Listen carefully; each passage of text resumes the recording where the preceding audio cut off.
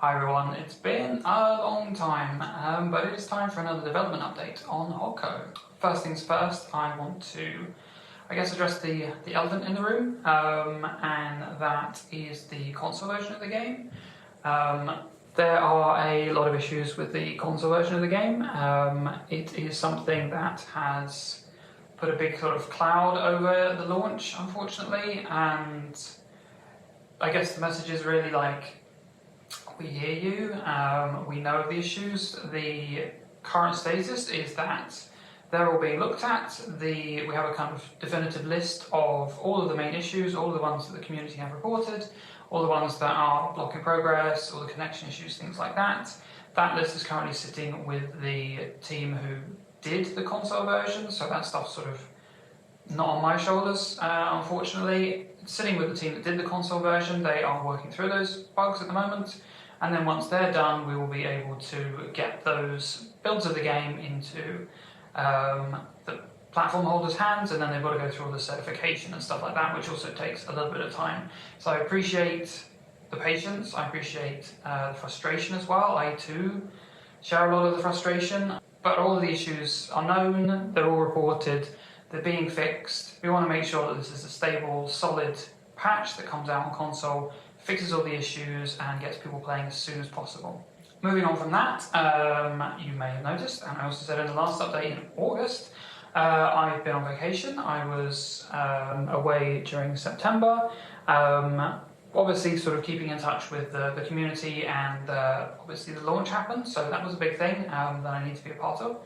But outside of that, I've been mostly taking a bit of time off, and I went to a whole bunch of museums and galleries and sort of filled my face with culture and inspiration. So it was really, really good to have that time off and get a bit of rest after so long with Hokko. So over October, I've been focused primarily on the PC version of the game and doing a bunch of quality of life bits and pieces alongside a whole ton of bug fixing as well.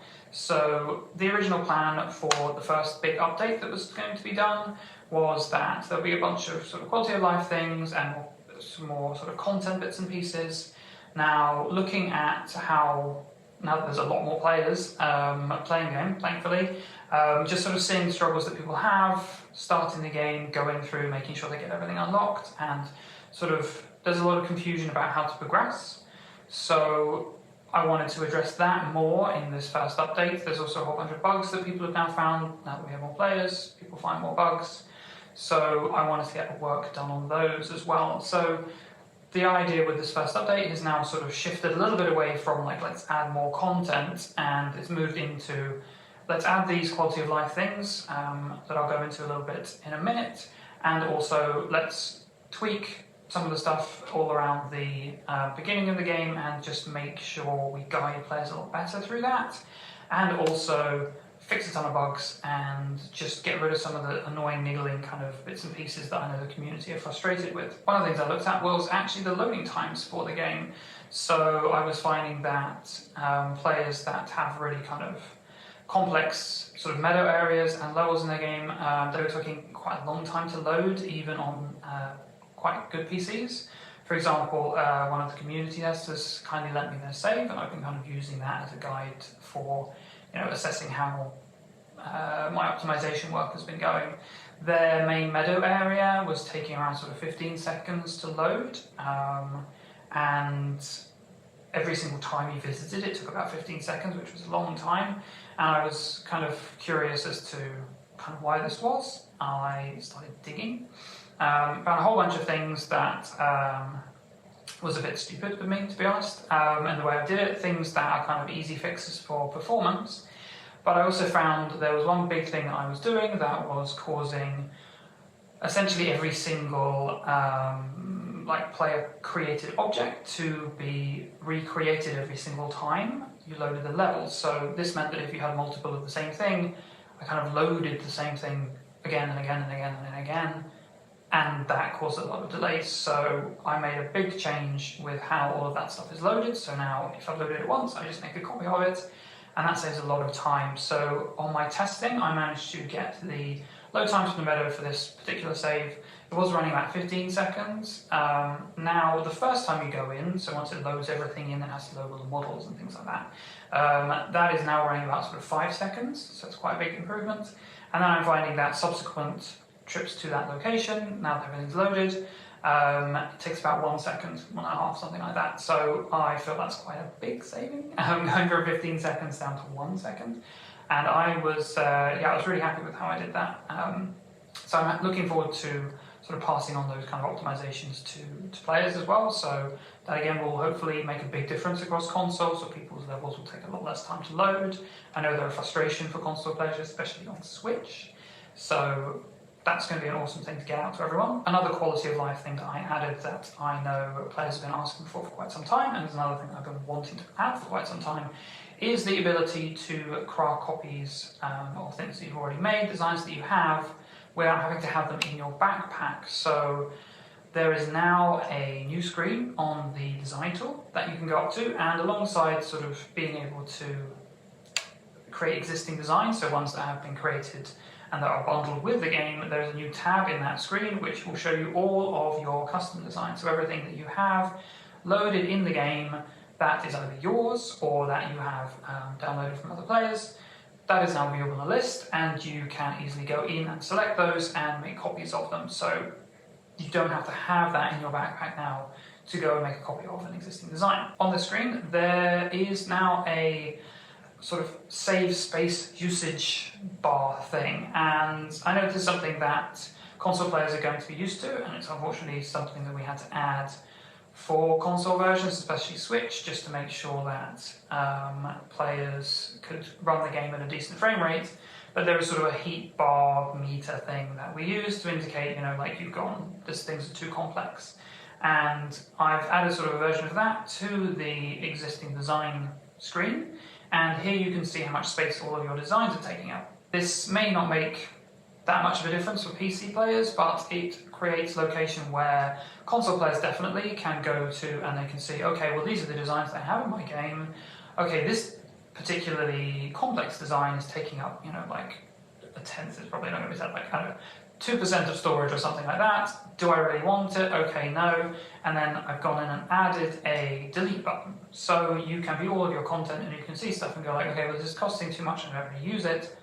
I will delete it, and in that way you can actually free up more space. And I felt like giving control to players to be able to control how much sort of save space that the game uses and be able to kind of fine tune that stuff. Unfortunately, because of the way that the consoles are sort of done, you have a limited amount of save space that you can use. So we might have, a ton of space on, for example, the SD card on the Switch, but because of the way that it is, we have a limit, and you can't go outside of that limit. And looping back to some of the console issues, this is some limit that we're actually hitting on some of the platforms. So adding this sort of view and ability for players to kind of manage their content means that hopefully everyone's going to be a lot more aware of how much space things are taking up, and you will then have the power to go in and sort of make changes and help sort of improve how much sort of save space the game is using. Keeping on with the design stuff, I went through and I optimized all of the pieces of the game as well. So some of them I've actually simplified, and generally I've just gone through and made it so that they are less complex. The majority of the changes shouldn't be that noticeable. I've been trying to do everything with an eye to not really change how the actual pieces look. There was a lot of savings that could be done with sort of like automatic optimization, other bits and pieces, but essentially taking the number of polygons that are in the objects, simplifying them down, and I've been able to get, I would say, pretty much all of the pieces down somewhere between maybe to about maybe 40% of the complexity, somewhere between 40 and 70% of the complexity. So some of the sort of really complex pieces, for example, I know there's a cherry blossom branch. That piece was really expensive. I think you only have a few of them in your design on console before it kind of hit the limit. That is now, I think it's a quarter of the complexity, so you can have a little more of them. And I've just gone through, essentially just opened up every single piece that's in the game, looked at it and went like, okay, well, these could be taken away. These polygons can be removed, this can be optimized. So those savings as well are going to make a really big difference, I think, on especially console players, enabling them to create much more complex designs without hitting that sort of upper limit of complexity too soon, basically. Moving on from design tool stuff, as I mentioned, I looked at the sort of beginning of the game and how that works and how we guide players through. There's a lot of confusion about how to unlock things, who gives you certain requests. A lot of the design tool stuff and how that unlocks that goes through requests that are given to you by villagers. And this was all sort of like randomly kind of generated as you played. Now, what I've done is I've made it so that the game actually, once you complete one of the design requests, it then chooses a villager and says, okay, this villager now is the one that will give you the next request. Now, the reason for doing this is that it goes hand in hand with a new thing that I added as well for this update, and that is a sort of HUD quest list thing. I'm not really quite sure what to call it, but something you see in sort of, I guess, things like MMOs and sort of similar games is often you'll have something on screen that tells you, like, here is like the main quest that you're going to do, these are the things that you need to be doing, and who you need to go see, stuff like that. Now that the people giving you, the villagers giving you the requests, now that they have decided as you play, this means that I can use this HUD thing on screen and it will say, okay, now this villager has a request for you. So by doing that, it means that players should no longer be in a situation where they're wandering around going, I don't know what to do, I don't know how to speak to, and sort of stumbling through, taking a lot of time unlocking stuff that should go reasonably quickly. So now, as you're playing the intro of the game, you will see essentially all the main things that you need to do. They will be lined up on the screen and you'll be able to see, okay, I need to speak to this villager, get a request, what do I need to do? I need to do these things.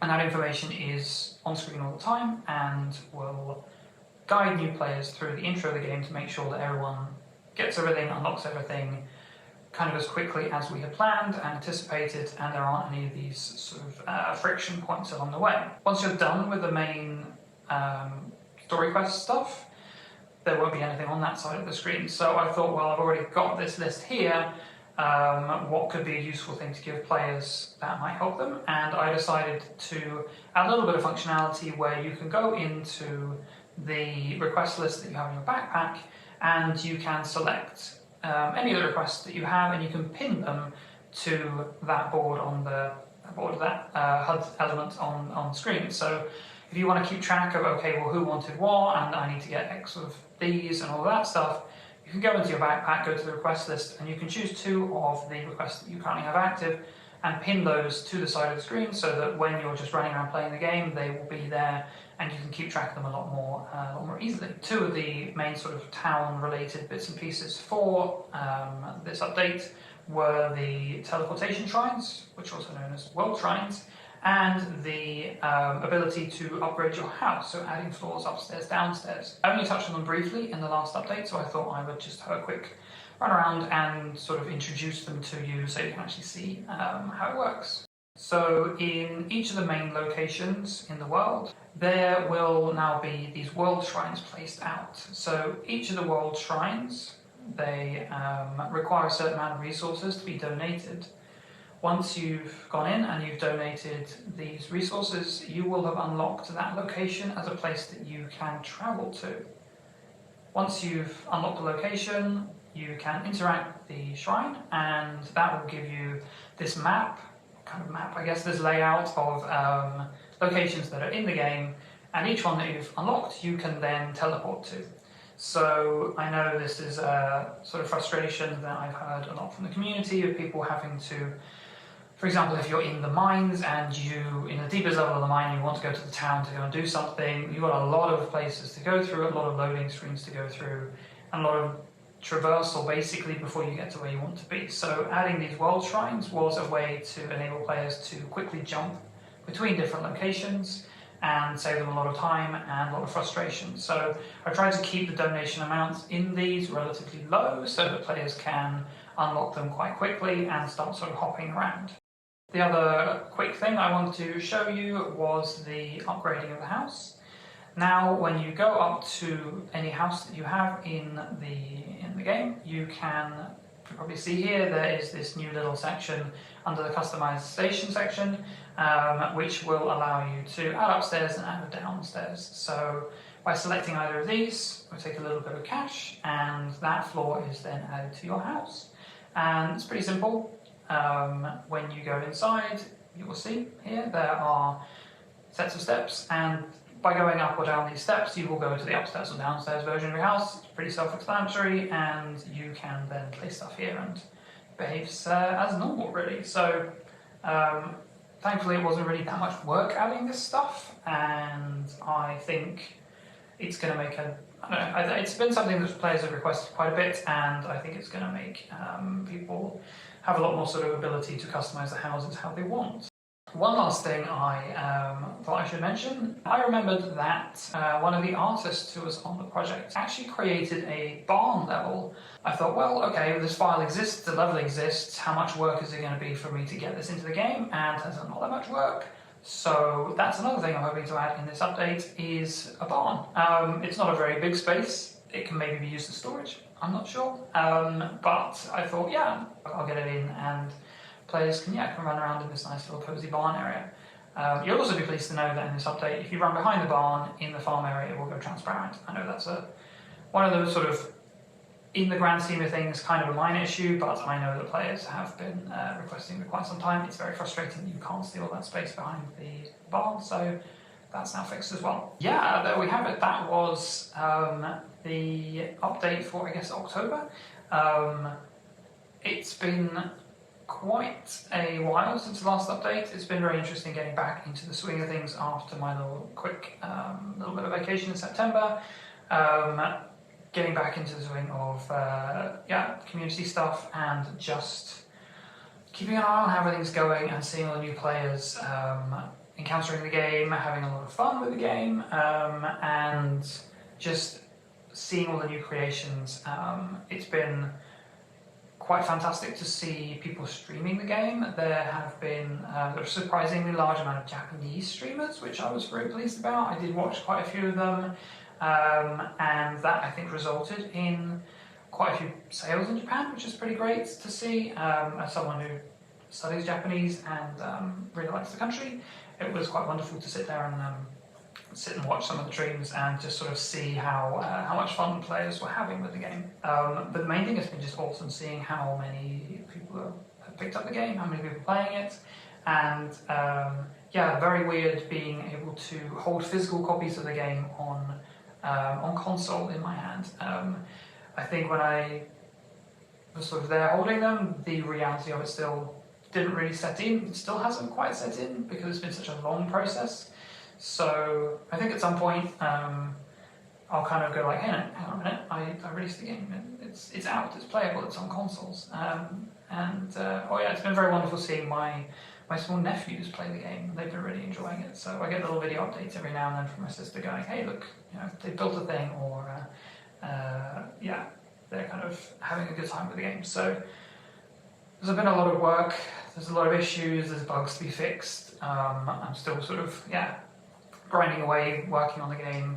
But every now and then I can take a little sort of step back and look at it and go like, okay, it's out, it's shipped, and people are playing it and people are enjoying it. So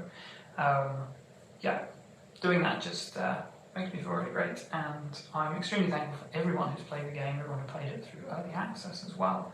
And if you haven't already done so, if you're watching this video and you aren't part of the Discord community, you can join that. That's hokko.life/discord. We've got quite a few thousand people in there now, but it is a little cozy place where you can discuss the game and share creations, get creative codes from other players, and just chat about what you're up to, what you're doing in the game. For those of you who are playing on PC, I know I mentioned this last week, if you're enjoying the game and you're having a good time and you've got 5 minutes, please do go in and leave a nice little review.